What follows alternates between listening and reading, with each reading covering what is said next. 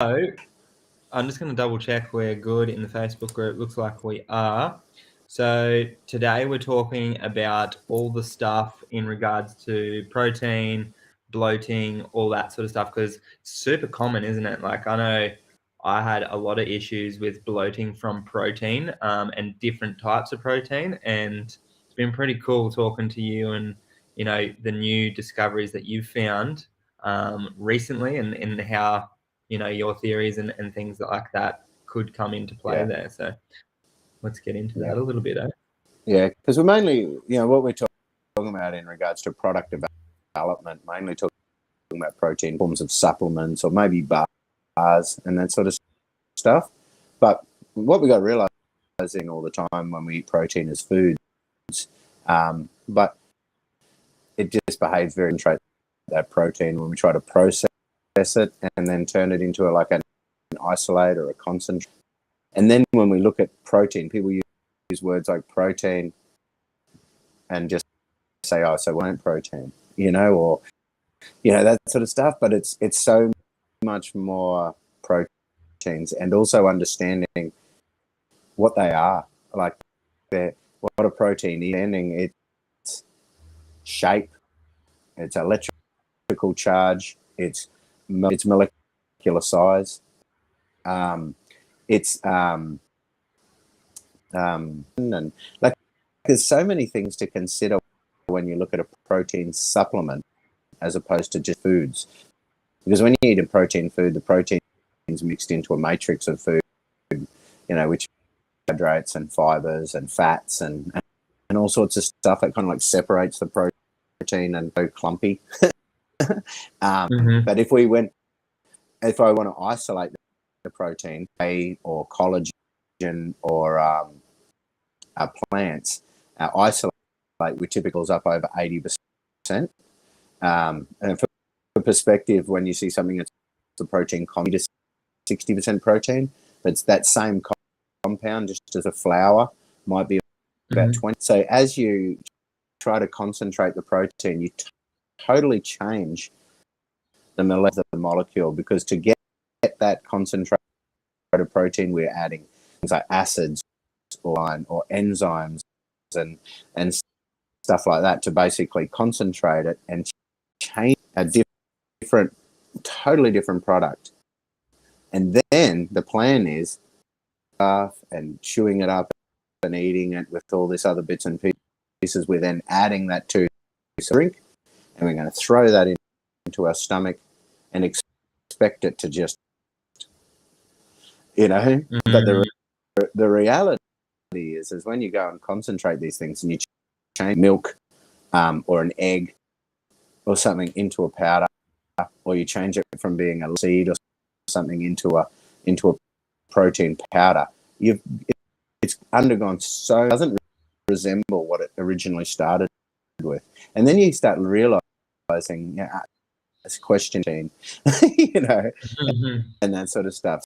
So I hope I didn't confuse people too.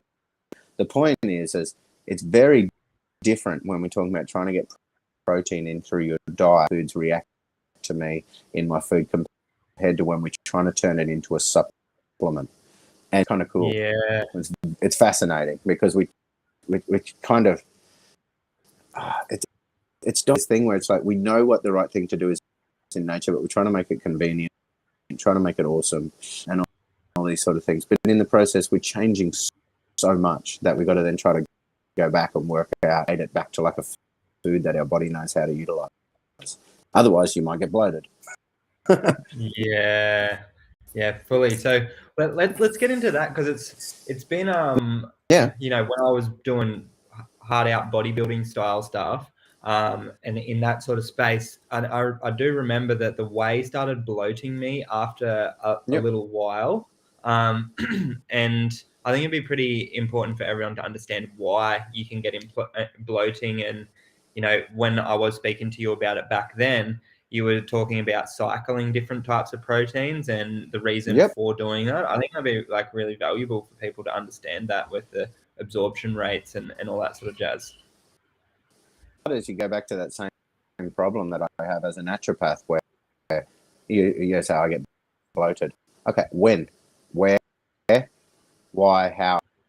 You go through all these things. So, a lot of people believe, oh, I get bloated due to fermentation, or I get bloated because I'm allergic to something, or the bloating comes from my microbiome and that sort of stuff.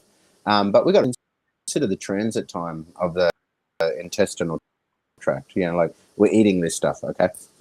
There's bugger all. Like we're only in our mouth for a few seconds, unless you go at times before you swallow it. But typically, we hold into our mouth for a few seconds. It only takes a few more seconds. That's that first strip done, all within the first few seconds. So you can't expect to get bloating there. You get bloating there, you're probably just extremely dehydrated, or you might have problems in the sphincter in the top of the stomach. You just can't swallow because you've got no saliva. Like, I mean, seriously, that's where we're starting. Then you're in your stomach. There's not much microbes. I mean, it's a pit of acid. There's no fermentation. So in your stomach, this stuff, the first hour, it's in your stomach.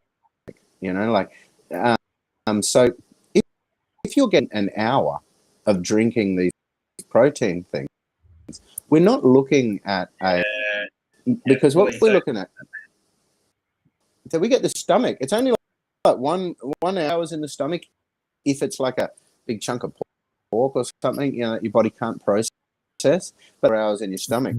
But then from about 1 hour onwards, it's moving into your small intestine for up to 10 hours, depending on what it is. But on average, it might take about 3-4 hours.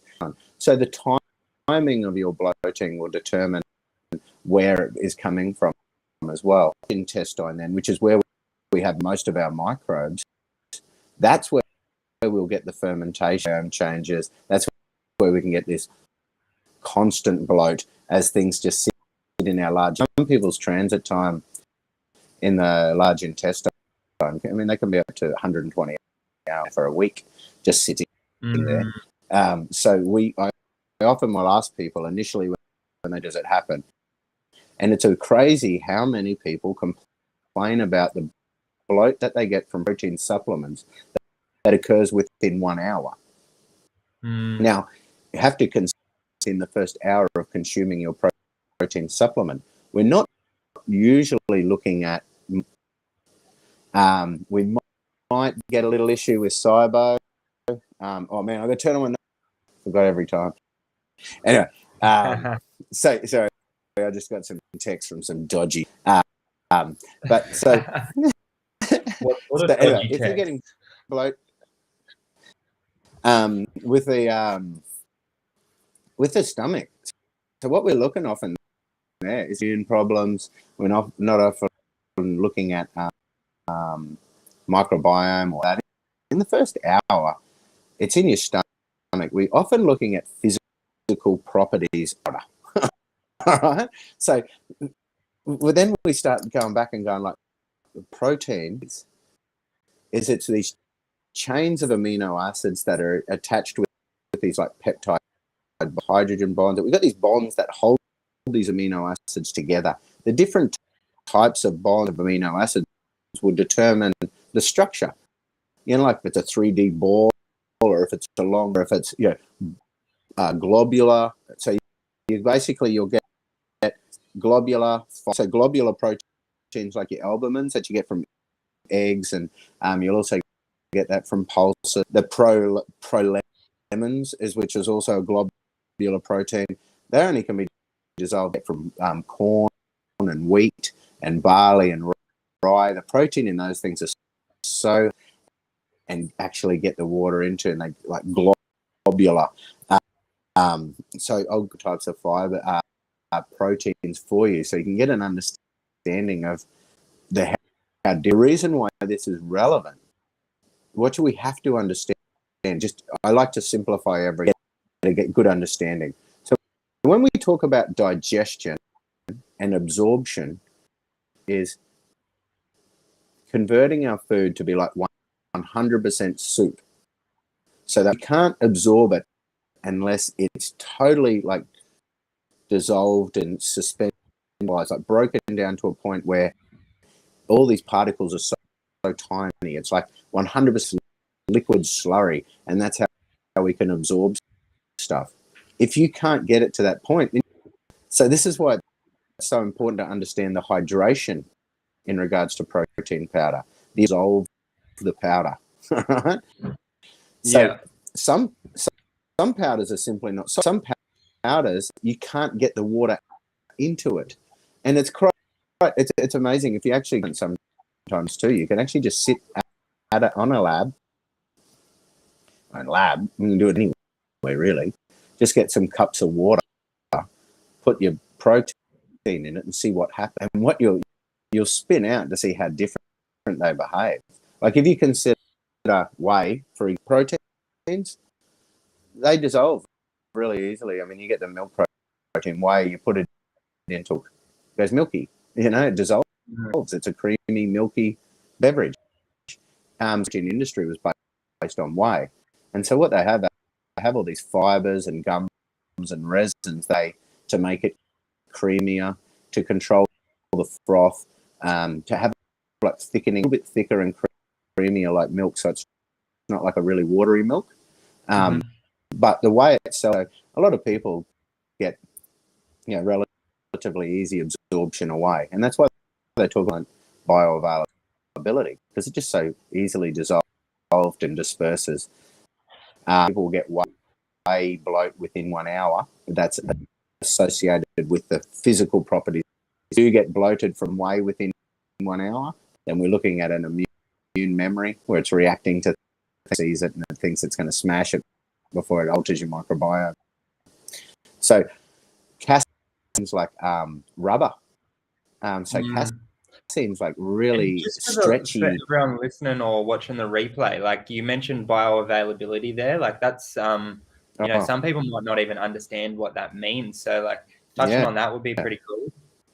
Yeah, just absorption. So if we have a look at what percentage of your active ingredients get absorbed, they'll often use that as a marker of bio.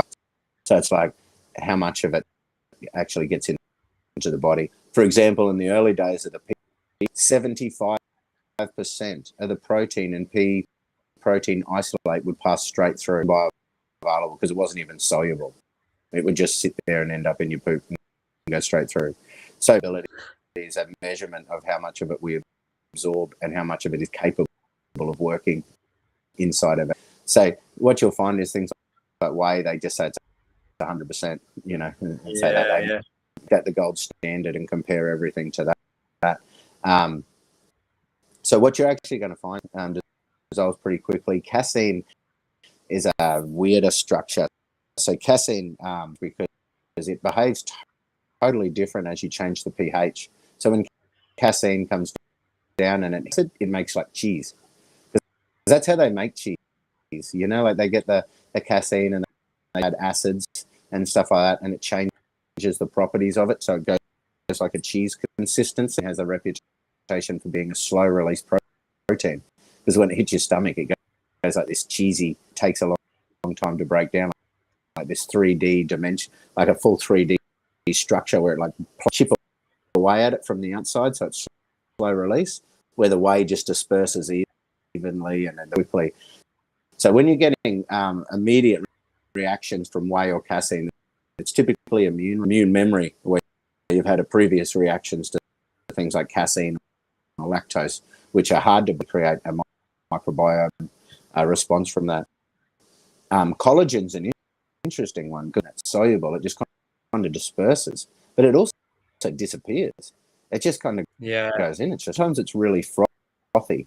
So with collagen, what they'll often do is because it goes like water, having a bit more substantial, they'll often get a lot of gums and resins and add that in to make it thicker, dissolves or suspends.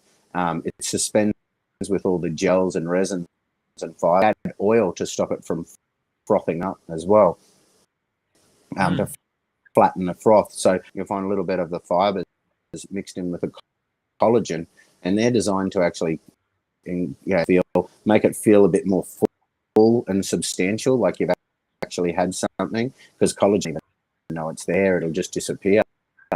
Or it goes like really weird stringy stuff floating around, really different.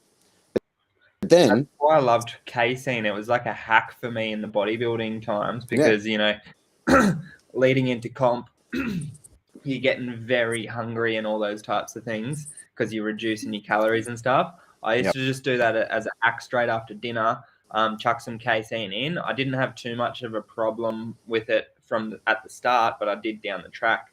But I loved it because it made me feel full. But a lot of that was that, resiny feeling that just gave you that satiety feeling. But casein's definitely not for everyone. Yeah, so with plant protein, it's as one towards the end, like everyone's now trying to push for these high concentrated plant protein. In a plant flour, we're lucky to get about 20% protein. It's about as much as we can get. So 80% protein because I want it to be comparable to the whey on the same serve size and all that. So with the plant proteins, they vary so much across the plant kingdom. We pretty much have proteins between the globulin structures, the fibrous structures, the protein, so they all behave so different. Like you're finding things like nuts and nuts and that sort of peanuts, they actually create less bloating and less problem because they're almost the same as things like egg and egg albumin, how easily that can be dissolved so really quickly. And like I said, this talking about absorbing water, it's all about this protein dissolved to be absorbed. You're not dragging these powders through. You've got to, it's when you're at home or something, get these different protein powders, do it on the bench or just watch, but get some glass, up it in and see what happens. And what you'll see, so what can actually happen with the plant is negatively charged. And so you get a big lump of these negative charge, it can totally screw water. So with the water being H2O, we got the negatively charged O's and the positive. They got to dissociate around and split up all these things with all these electrical charge. But with them actually get like a they call it the surface hydrophobicity, but it basically it's just like surface tension. Yeah, it's a flash word. When you're in the lawn, if you just try to use compost or grass as compost and you wax over the ground, and the water just won't soak into the dirt even. It just washes film. It gets like this oily kind of film over the outsides of the protein. And then when you drop it, can't like penetrate into this lump of powder, and so shake it up enough to suspend it or something like that just to get the thing down. Normally there, if you just put it on the thing and just let it sit there and you compare whey, collagen, different things, and then you go through all the different plant proteins, the soy and the pea proteins and that, the legumes, the quinoas and the peanuts and fava, and they're totally different. Because what we're looking at is we've got this surface tension, which comes in the lab. For us to break up that ball of flour, you got to like stir it and shake it. So you can imagine drinking this stuff, and it's all just clumps. It's really hard to get the water inside this thing. I imagine when they come to the top, and that's what kind of feels like in your tummy sometimes when you're having these products, chunks and lumps. They got this surface tension that won't allow the water to get into it, dissolve. Moving, you've just had your protein shake. You just got this bolus lump of in your gut, and that can happen within an hour. And that's typically what happens with a lot of the plant protein, the bloating from the gut upset from the plant protein within an hour. It's not fermenting. The anti-nutrients in the peas and the soys are interfering with things like that. We're talking between physical properties of the plant flour, trying to get some stomach, while we're sitting into a pit of acid and everything else, and we're just trying to, and the pH and everything adjusts everything, and then what we're looking about is in proteins would be separated with polysaccharides, different fibers, components that might be water soluble. So you can imagine in nature, in a plant like the fiber, it just gets in and helps to disperse this protein and allow it to between it, that you can actually get the water in and start breaking the stuff down. Mm. So one of the biggest challenges with plant protein is it's so blood into it. And in fact, if you have a look at a lot of the technology that we're looking at moving forward, protein, some of the weird stuff that they're looking at is just looking at working out ways of changing the polarity within the bolus of flour. For example, salt. Salt makes a massive in with the plant protein. Is actually quite interesting because the salt will come through with the sodium. Some of these plant proteins are only dissolvable in salt. Like you can't actually dissolve it in water. It just will not suspend because it's too negatively charged. It needs more of the other charges. Change the electrical charge within the water, so things aren't polarizing and creating.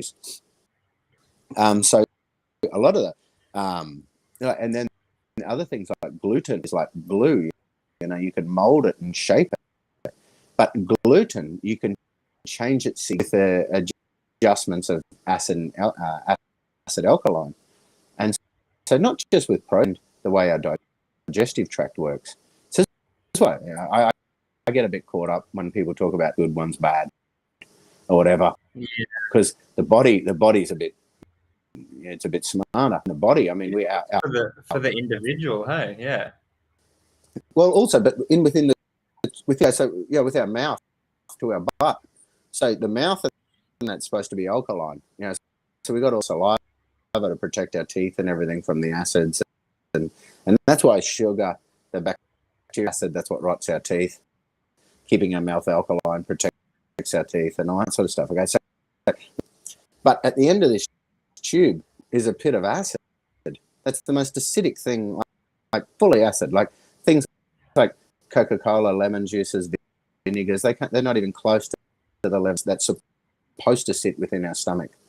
Okay, and it's supposed to be really, but this is alkaline, and then this is acid, and then as it comes out of the small intestine, the top of the small intestine, the duodenum, as the acid comes out of the stomach, directly outside the stomach, hates acid.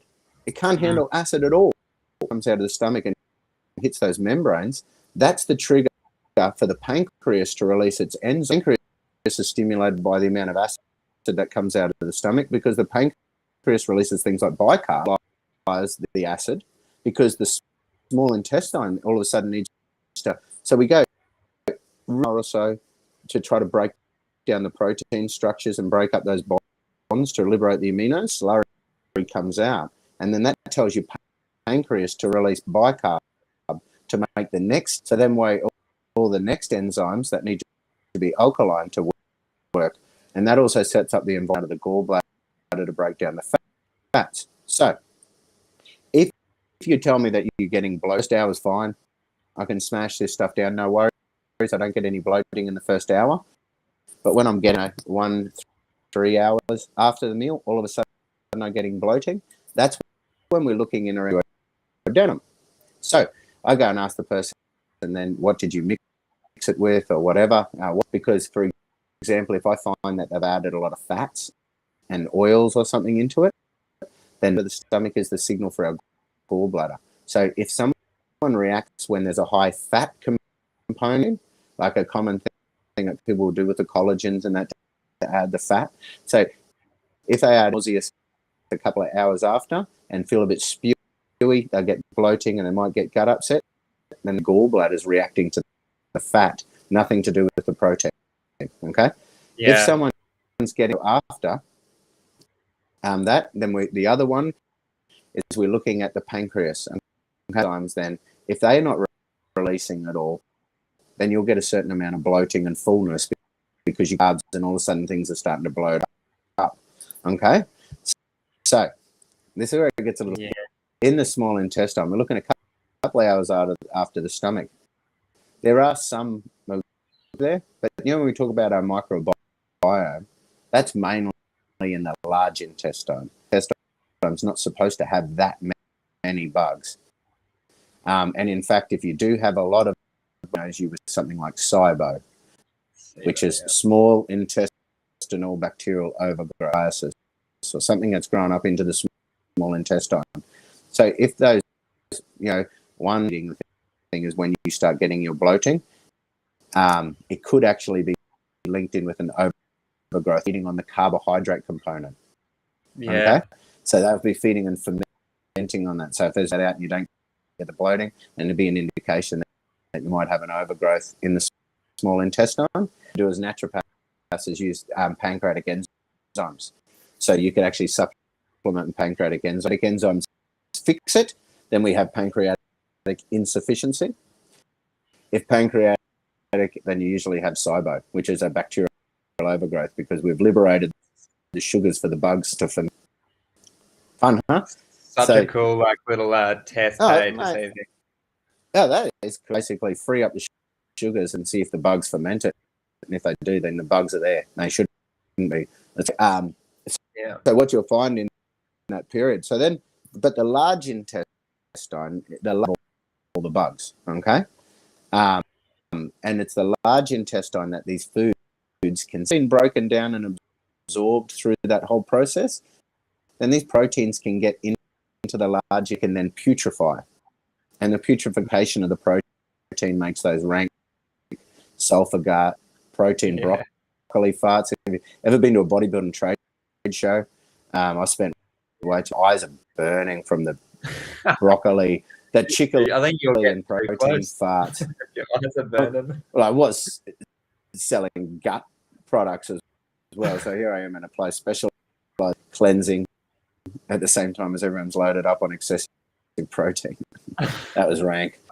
Anyway, the large intestine, I mean, to consider that these things all overlap. So the large intestine is weak, and it could be putrefying and fermenting. So if you're complaining of when I use protein bloat and it constantly creates gas and I'm constantly having something going, then we large intestine. And that's the stuff when you mentioned earlier, Ty, that you would period of time, but then over time you'd acquire an intolerance to it. What's happening in that processing it that well to start with? It was getting all the way down to the large intestine where it was that thrive on that substrate.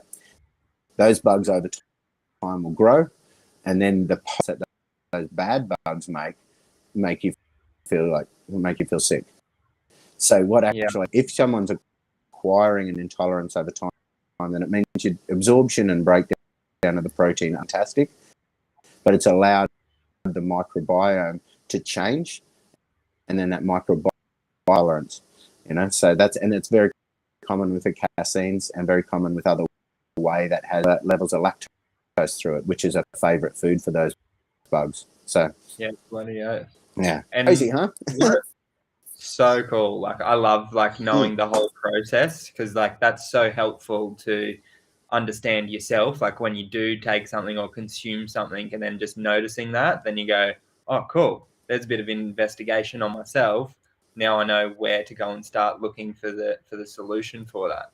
Yeah. But I think another really important one for protein as well is all the, plant protein especially. I've had some horrible tasting ones. And same with, your wheys and all that sort of stuff. But I do remember you talking about, the different types of flavorings and whatnot, how that can influence, the bioavailability and all that stuff too. Yeah, well, if you consider, like I said, that the industry started with whey, and so with whey, but not as milky as milk, they would actually wanted to add a lot of thickener. So that's where it became quite popular in the flavor bases, because the gums and resins create that mucin, that creaminess to it. Mm-hmm. And they mix a bit of oil and that sort of stuff into it as well. And then what you'll find with collagen was a weird one, because collagen had the opportunity to be basically fruity and stuff like that. It didn't need to be cream, but he's to it. But because the industry was built on people that wanted whey-based milkshake, collagen like whey, so people could have a chocolate milk, because that was just time. You could have made it into cordials or fruit juices or anything, really. That's a can go on to anything. Yeah. Plant proteins, man, has been because with that other one, it's like I was saying, you put them in a powder, they behave a certain way that are designed to work with those sort of things, and they go really well. But now they're trying to make plant protein like using the same flavor bases that were designed for whey and collagen. And what you're finding is that it's not working out real well. And when you're sitting into a lab process to actually get the different forms of protein and just see how they behave on a bed, different fibers, and then you try to combine the fibers. Because what actually happens with the plant protein resins that are excellent in whey and excellent in collagen, but because plants aren't absorbing water very quickly, they're very slow to hide, get soggy and wet, if you know what I mean. They just stay like these dry powders. But fiber gums and resins absorbs the moisture so quickly that they can actually absorb the moisture and make that actually coats the protein ball and stops to water and dissolving. And in a lab, man, seriously, you're on a bench sometimes. The only way you can fix it is stirring it or something like that, or blending it sometimes, like having to whip it right up. And at that, you can't really do that. But you can just imagine that feeling of that lump swishing around. So that go in with plant proteins that are excellent for things like collagen, like xanthan with collagen and that. But when you do overload that with the plant protein, a little bit's good in your tongue. It takes away some of the grittiness. It helps with that mouthfeel, but it's not actually coats the plant flour powder and stops the water. It actually makes like a slimy coating, and it almost competes with the plant for the moisture. As you can imagine, your stomach's just like this little bag, especially when you're fasted and that you've eaten. All this water has to rush into your stomach to try to this thing, because for it to leave the stomach, it has to be like this thing called chyme, like a really acid slurry. And so it needs to flush all that water in. And as that water goes in powder, your stomach stretches. Those stretch receptors in you've probably diluted the acid significantly with all this water and food. So let's release all. And you need that acid to break down that protein, because if you don't get enough acid coming, it doesn't get the alkaline surge, and then you've messed up your whole pH through the system.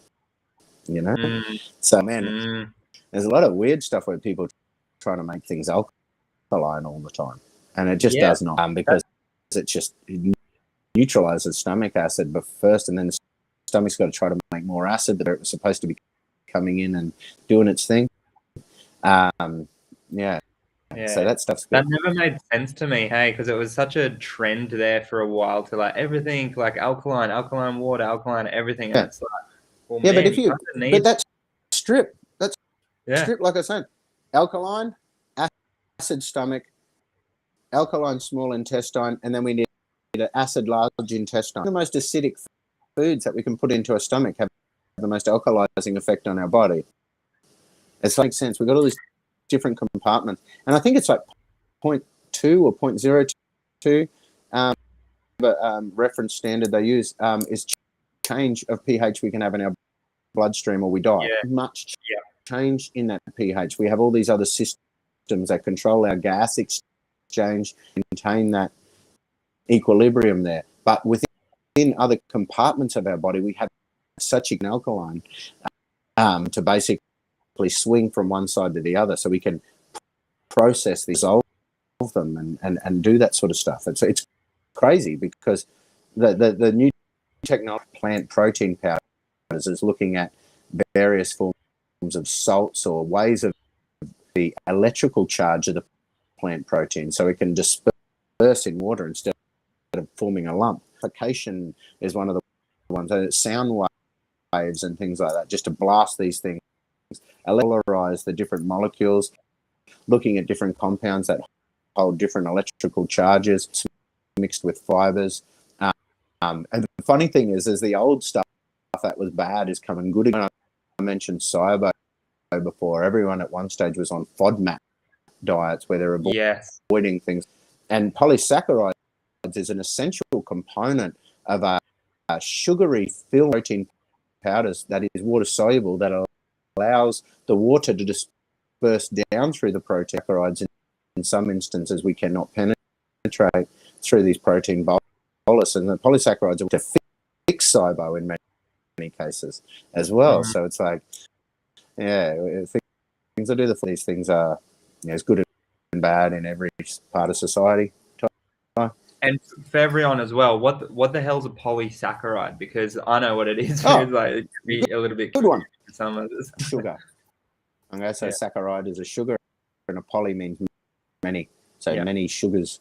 They're one of these compounds that lives in the skins and the peels and that sort of stuff of the plants. They help to modify microbiome that have a big effect with the mucosal immunity and that sort of stuff. Because they are sugars, they did make it into the list of FODMAPs, which is what fructose, saccharides, monosaccharides. Yeah. The A1. What is that one? Amylopectin, maybe? Yeah. Some others. Big sugar molecules. Yeah. Yeah. So basically, those things, that fibers are very, very important. And so what we're looking at is with the plant protein, some of the more things like inulins and bits and pieces that have a better effect at dispersing out these protein, chemical effect to push the protein apart as part of the solubility hour in the stomach. Because this is where I got caught up with it, because most of the microbiome stuff, we're looking at stuff that's happening hours after meals or between meals, or people that just get this constant rumbling, constant like a little microbrewery going on in there, weird stuff happening, noises and gurgling, all sorts of stuff. We're looking at microbiome, and it's a constant thing. It'll happen when you're asleep at night. Or when I talk to people about protein supplements, they'll often complain about the sensations they get. So that first 1 hour, we're looking at basically acid and alkaline in the stomach, and then that duodenum, and we're looking at the physical properties of the powder. And does it act in your stomach, or does it feel like you've just eaten a lump of concrete? You know? And that's because it changes everything. You got to get out of the textbooks and basically get back into the lab, and happens to this stuff in a situation where you're going to really happen with a protein powder in the stomach, just to look at it and see what happens. Well, that's cool, science, isn't it? It's looking at things that we already know and then going, all right, what about this? And then you make a new, discovery, and then look at that. Like it's better again. That's science. But what's well, this is. You go if you've got something else to roll onto. So what are some things that we should be looking for with our proteins and whatnot? So what would be optimal for, we've got a question here, what's the best thing to mix your proteins with? So we could go through that. I know it's going to be an individual thing, but like a bit of a guideline would be pretty cool. Well, interesting, actually. It's a very good question. When you get an exclusive protein, like if you did exclusively soy or something like that, they're bad. So the ones that just do one, or gluten, like these people that into like a chicken drumstick can tell you that it's like a healthy alternative to like meat. We're still going to glorify the slaughter of the animal by shaping it like a delicious treat that you love. So those sort of things seem to be bad, like pea protein, soy protein. But there's a lot of studies that show pea protein when combined with rice protein, and then the legumes. So you want to get a little bit of like seeds. So you get the seed protein. It's things like watermelon seed and pumpkin seed. They have a totally different molecular structure. First, those sort of things in amongst things like pea or rice, it kind of helps to just say you don't get one bolus property that you would. So varieties of protein. There's like a lot of natural stuff. They want the ingredient list to look really small, so they look like we've only added a couple of big. This sort of stuff with plant protein, you're probably better off getting a bit of variety of plant proteins rather than trying to just pick. So that's a big difference compared to whey or collagen, because people exclusively just do one thing and look for a bit of variety. The nuts, peanuts and stuff, they're a lot more soluble. They actually dissolve pretty well. They almost look milky. Those defatted peanut flours, they come up like milk. So you'll find those things are finer as well. So they reduce the particle size and you get less chalkiness anyway. They start getting a bit of creaminess. So you'll find peanuts and that excellent with the allergens. There's a lot of facilities that don't want to use them, so you got to go off. The peanuts, they're excellent. Hey, I really like peanuts, and I really like fava bean, legume nuts. They're really good. And I love pumpkins, one of my most favorite ones, and then micromine a bit smaller. So getting a variety of those plants, very interesting studies on brown rice protein, because it's one of the only studies where they managed to achieve the same muscle growth as whey and that sort of stuff hard enough. That's cool. A lot of the studies they weren't achieving the same muscle proteins hard enough. So when they got these people training really hard, they could generate the same muscle press as whey in certain studies. So brown rice is cool, but it's not real nice, chalky and shitty, and doesn't want to dissolve and feels a bit yuck. So basic variety is the go. But then what you also want to look for is a different variety of fibers, and not gums and resins and that sort of stuff. Probably looking for a little bit more of the inulins and king fibers. Don't be afraid if there's a little bit of carbohydrate in it as well. Having a bit of extra carbohydrate and will help you to absorb more protein. This is the weird thing. And they found that with you do pea protein by itself, and most of it was going straight through, where if it was dispersed with some other carb, get the thing dissolved in time to actually absorb some of it. So favorite ones, they're all different though. So we just write amongst the variety, because you get multiple different forms of protein structures within one blend with other things that attract water.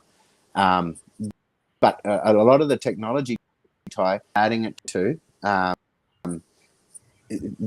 that's what I'm really curious about, that, because lab setting, and this is something that I'm fascinated by, because when we're in the lab setting, like I told you, right from, but with the whey, remember they used to add it to milk originally, because everyone used channels was whey plus a glass of milk will give you these nutrients, but then everyone's trying to get into the low carbs stuff. We want to add it to water. So then when they're doing the trials with whey and collagen, we're often just add to see how we feel, and like a specific amount of water. Like not many people out there are measuring how much water. A lot of times when we make protein, people come back and go, geez, I wish you made that flavor stronger, or I wish you made that flavor strong for me. And that we'll ask them, how much water do you use? And there's people ranging from like 100 mils to the recipe specifically said 300 mils of water, and that's what we do when we taste that. And if you find that it's slightly too strong in flavor, you could maybe add a little bit more water. If you find it's slightly, and then it does change the flavor profile significantly with that level of dilution. So plant protein is totally different again, because you got to remember, one, all this whey and collagen, nut juice everywhere. like you do, Ty, nut juice everywhere. Ty bathing in nut juice if he could. But so basically, now with these plant proteins, everyone's eating or rice milk, or everyone's adding it to a different milk, or they're putting it into a smoothie or an acai to their thing. So it's totally different. So every time you make it into a blend, you can totally change. A lot of people can't tolerate drinking a protein thing, but their protein pancake recipe, in pancake recipes, it's like you serve a protein, a banana, and 2 eggs, shit together, and that sort of stuff. A bit of flour to turn it into a thing, cook that up, but then all of a sudden it feels so great in my stomach. And it's like, oh, we get the fiber, we got the carbs, we're bursting it around, we're adding some heat, we're changing it, we're denaturing it. It changes. The challenge that I have making a plant protein that will suit everyone would be actually working out what they plan on processing it.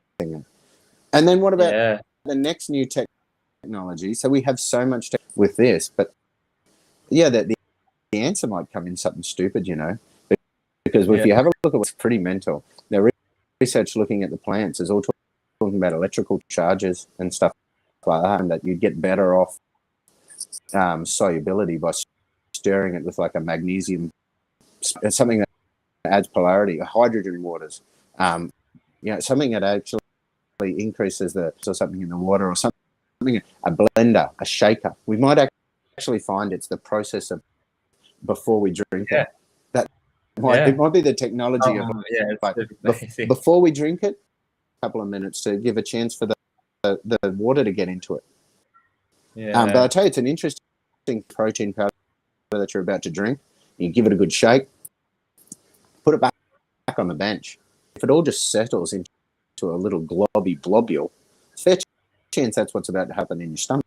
What happens if you actually blend it, you know, like give it a proper blend in a smoothie? Because you've broken up and dispersed it, you've actually used that sheer force to actually break up that stopping the water from going in.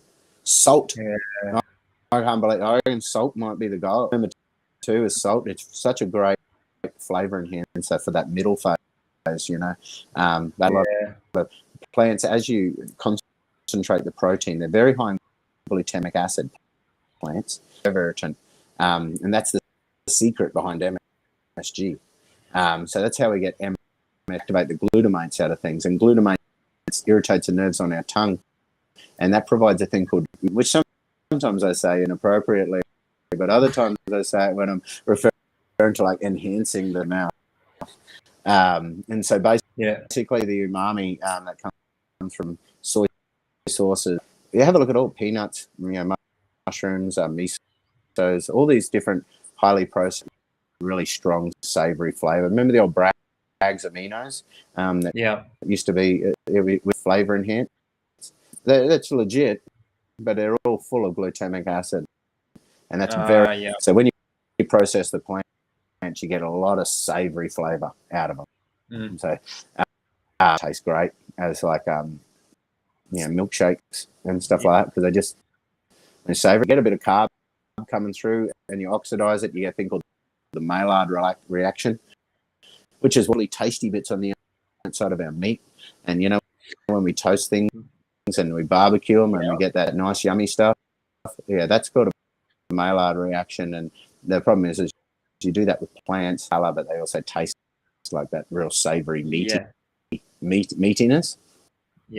And that's what's them, and get them their protein content down from 10%, 20% down to like 80%, and just go.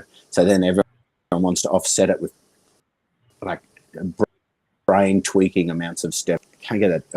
Oh man, I'm so sensitive to stevia now. There's so many taste testing over the years. I'm positive, but now I've got like this stevia sensitivity where so that's the challenge.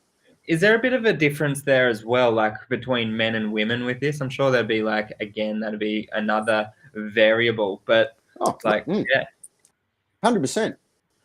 Don't ever think it's crazy. No, so when you're looking at a menstrual cycle, we have them, but 40-year period, but we've got to realize, so within a menstrual cycle, the microbiome changes so much. So bloating, how do you know if you're bloating because your period's coming high, and how do you know if it's bloating because you've changed?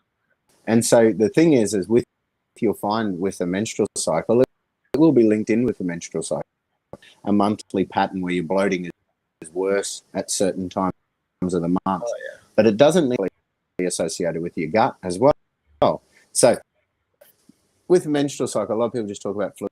However, we know with stuff like endometriosis and that massive linked into them. What we got to realize is as the hormones are coming through, they're massive foods for the bowels. So you'll find towards the cycle, the microbiome can be getting overfed by estrogens proliferating. You might be more and putrefy things at that time. So you might find a pattern with your bowels or aggravating your bloating. And in that instance, you want to fix the hormones, and then that should reduce your sensitivity to the food. We have different predispositions to stages of the menstrual cycle as well. So where we're estrogen dominant in the first bit, we're more predisposed to things and asthmatic changes and that sort of stuff as well. So massive influence on your immune system, microbiome, linked in with your menstrual cycle. Well, thyroid. So we talked before about the transit time from one person to the next, to go for food to go from your mouth to your butt, you go 120 hours, depending on the individual, really. But if you consider that could thyroid gland. So when your thyroid's running fast, your digestive tract runs fast. I said you get fast peristalsis, everything. You get lots of moisture into your gut, into diarrhea, and like heartburn and excessive amounts of acid. But if you get very low stomach acid, which makes it almost impossible to break down the protein, no acid coming out of your stomach, you're not going to get any of the alkaline stuff coming out of your pancreas. And if your pancreas is pH is disturbed through your intestinal tract, and that's also what regulates your peristalsis of the transit time. So if your thyroid's slow, then you're going to get bloating and full idiot in your stomach, but it'll be constant. It won't be one of those things that only happens when I have my protein powder, and it'll be an ongoing thing. And you can measure your thyroid as well with that. Still one, the HPA axis that runs down the adrenals. It'll drive the simple everything you need to punch something and run, which typically helps to keep that blood into you. Having blood in your stomach for digestive purposes is not going to help you survive that. But your body doesn't know, man, if you're watching the news or if you're eating on a run or if the traffic of the stress work and all that sort of stuff. It changes. The posture, just posture, you know. So, and you can do all these breathing exercises. You do all these different things to activate the vagus nerve. I think it activates the vagus nerve if you don't get stressed. But otherwise, you can do bitter taste buds of your tongue. There's a vagus nerve. A better way to access it. Goes through to the top of the large intestine and the transverse colon body that you're ready to eat. And so you can do like exercises for the vagus nerve. You're eating on the run and you're stressed. You're just going to quickly switch the bloody thing off again. So stress, you always sit down to eat, even if it is a protein shake. That's a weird one, huh? Imagine bloating. And I just thought about that then. That's why I got excited myself. But imagine how many people it's just for that. This is what's so great about the extra. Yeah. So but you can imagine that. Hey, I don't have time to sit down and digest a meal. That's going to quickly knock down a protein shake while I'm on my way to my next thing. And then it's just, oh man, this thing upsets my stomach because I must be reacting to the stomach. Just freaked out when it realized you'd put food there. It didn't even know because you were busy doing something else. I'm down the same amount of protein as I'd get out of a massive feed of steak, and they're just thrown to the gym. And it's just like, I can't process this right now. It's still, Well, that's like, that was like one of the main things that I asked, like in clinic or in the gym there with clients, is like, how do you consume your food?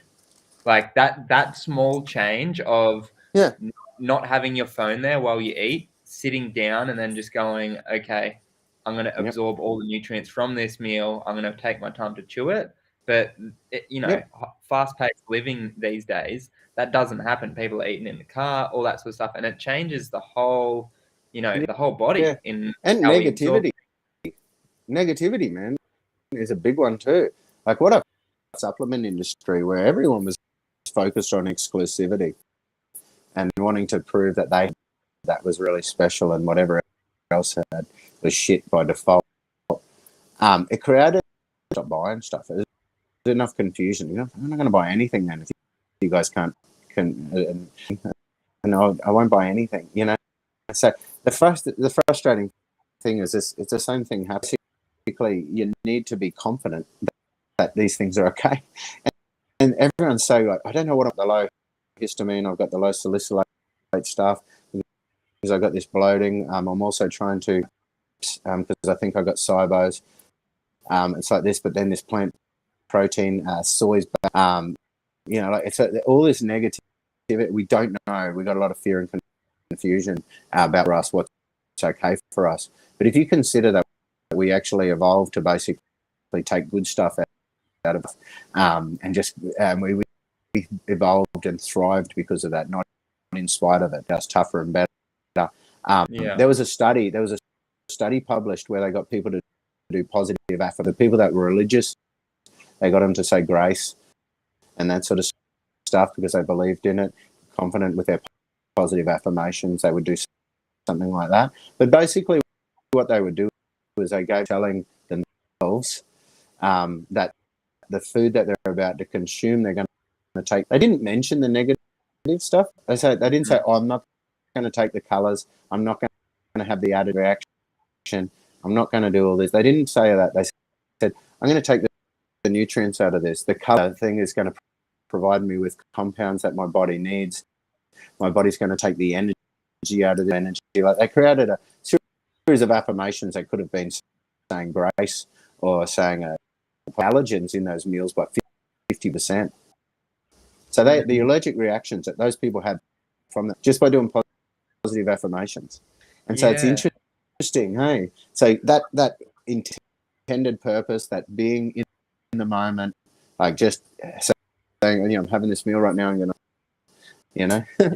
So well, I remember a really cool study. I'm pretty sure it was you who shared it with me, and it was talking about like the insulin release, and they did like a study group where they did somewhat like one group watched a boring ass lecture and then had a meal, and then the other group watched a comedy and were laughing their guts out and then had a meal, and it was completely different insulin response. And they're like, cool, like this is a really good finding. And for me, I was like, sweet, if I'm going to watch TV, I'm watching a comedy while I'm eating my meals because I know that I'm going to have a better response than watching negative crap or you know, boring things. But it's got to also, you got to believe it. And this is the other thing, and this is what they did. They looked at the Mediterranean paradox, where they found that these people could have like a 3-hour where they eat and then have a siesta, and a 3-hour lunch break eliminated a lot of their eliminated a lot of their cholesterol problems and blood sugar problems, and that was, they believed that the relaxed around their meals was a big part of why the Mediterranean paradox meant that they could be foods but not have the heart disease and diabetes that Western cultures would get. They tried to recreate those like England and America and Australia, and it worked really, really well, except in Australia. And then they went back and they worked out that these Aussies weren't relaxing for 3 hours in the siesta and a nap because it's simply not part of our culture. These Australians were like strutting around going, "Are you seriously my day? Do you realise how much stuff I've got to get done by? I'm going to be working until bloody midnight now, you know." I mean, they have a 3-hour lunch break, but they come back and they do work till like 7, 8, 9 o'clock at night. A break in the middle of the day. But Aussies are sitting there going, seriously, I'm only going to stop for lunch because I can get an extra couple of hours of sunlight, get down to the beach. Like the Aussie lifestyle and 3-hour lunch break to be relaxing, and it didn't actually work. And then what they tried to create a new way of activating the vagus nerve by using vinegar. They're doing a salad entree with the oil and the vinegar and that sort of stuff to actually food is coming. And it didn't matter if it was a salad entree or a cup of tea, warm, or a soup entree. They basically found the ritual of having something warm just prior to the protein coming in significantly helped the digestion of the protein and reactions and bad reactions they got from that meal just by controlling the nerves to say meals are coming. So it's another reason why protein snack because your gram or 30 grams of protein. So we're looking at, so if you have a look at meat, it's about a quarter. So if you have a look at a 30-gram serve of meat, would be a 120-gram piece of meat of whey protein. That's like having a piece of meat the size and the thickness of the palm of your hand. Now that would normally, and it take a little bit of process to chew it and eat it, and all this stomach would know that it's good because you're chewing this stuff, you know. But if you're getting that same amount of protein in the stomach, and then the stomach's like, oh, now we got to make acid, we got to do this stuff. Like we weren't ready. Time it gets that organized, the rest of it, it's probably moved on to the next phase, you know, and then it's got all the way before you digest it. So that I believe could be a massive. That could be a massive. Yeah, well, absolutely, man. And that's why it's like this X trials is going to be so cool, because like that's what we're going to be testing throughout these trials is all this stuff, and like no one knows. Yeah, no one knows, but that's why you got to do trials, right? And test things and can continually change because our environments are changing. But I think that's going to be pretty good for today, because we've already gone past an hour now. Oh man, you waffle type. I know. I can't stop talking. I know. Yeah, well, sweet. Well, yeah, everyone that is on here live and whatnot, watch today. Thank you guys for coming on. But keep your eyes out in the Facebook group, because I'm just putting together the survey. Matt's given me a heap of really cool questions to put in there. And any of you guys that do want some samples and try out some different types of proteins, then yeah, you're going to have to fill out that survey. We'll send you out some stuff. And then, yeah, it'll be really cool because we get to test this stuff live and then get the feedback and then make the adjustments from there. So keep your eye out in the group. I'll chuck the survey in there, and we'll get this thing going pretty soon, won't we? Omnivores are welcome to include my omnivore friends. We want omnivores and herbivores, because you know, animal protein, even in their supplements, that they could have actually a little bit more plant here. So I don't even think they realise they're allowed to do that. Yeah. It's not just for the vegans. So yeah, bloody hell. All right, cool, sweet. Well, all right, guys. Thank you everyone for coming on, and yeah, we'll be on here again next week. Peace. Have a good weekend.